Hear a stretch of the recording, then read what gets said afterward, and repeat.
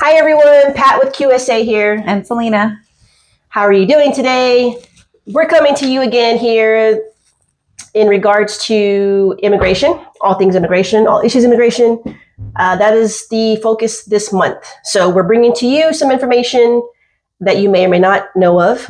And one of the issues in terms of why people are protesting is the policy on birthright citizenship. So Selena's going to read one of the executive orders that Trump signed out of 7 that relate to immigration. And again, we will pick and pull apart all of them. We'll get to everything. But I think one of the main ones is birthright citizenship. So Selena, if you want to read that. So the one that he signed that pertains to this is protecting the meaning and value of American citizenship. This is the one that, and it's whitehouse.gov is where we're gathering the information about the executive orders. And ultimately, this is the birthright one. This is initially, yep. So initially it says all persons born or naturalized in the United States and subject to the jurisdiction thereof are citizens of the United States and of the state wherein they reside. This is how it was originally made.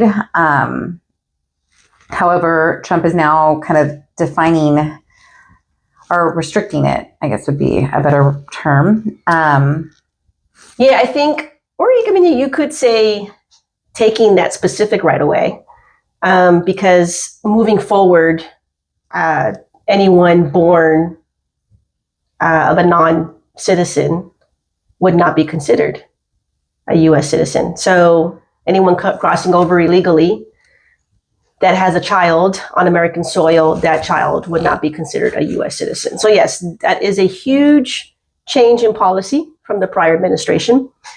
And there are some particular details within the policy that we found.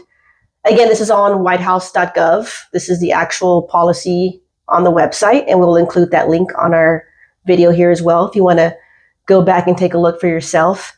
But one of the ones that also stood out too was that even if a mother or a woman comes over lawfully into the United States on a temporary visa, or what was the other one? Temporary visa.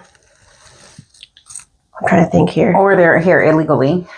Or they're here illegally. But if they're here on a visa waiver program, even then, if they have a child, they would not be considered a U.S. citizen unless the father was a U.S. citizen. So even if the mother is here temporarily, lawfully permitted into the United States and has a child, that child would not be considered a U.S. citizen, especially if the father is not a U.S. citizen.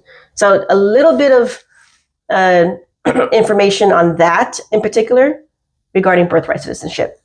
Do you have anything to add on that? I just think that this one, I remember being little and hearing about people, pregnant women coming across and having the kids for the citizenship.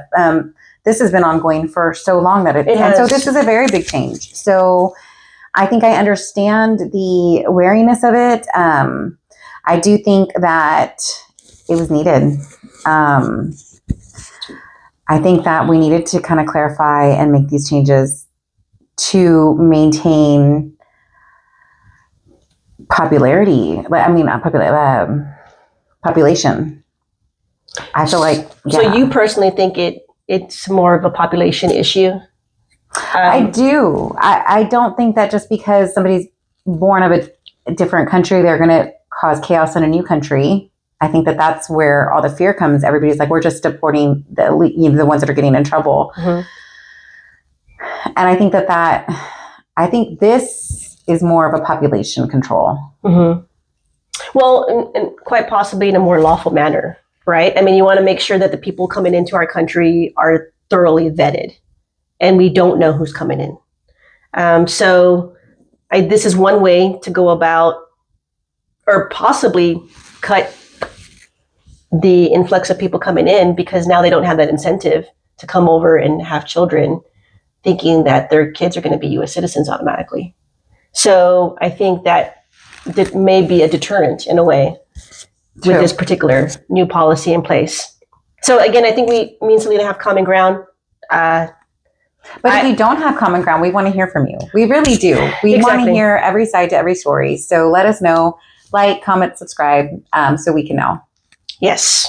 We all have opinions and thoughts on this. We want to hear yours as well. Your feedback does matter regarding these issues. So stay tuned. We're waiting actually to speak with an immigration lawyer, and we may come live to you with that information once we get it, to get some clarification on what we just presented. So stay tuned, subscribe, because we're going to be talking about all the issues that matter to you.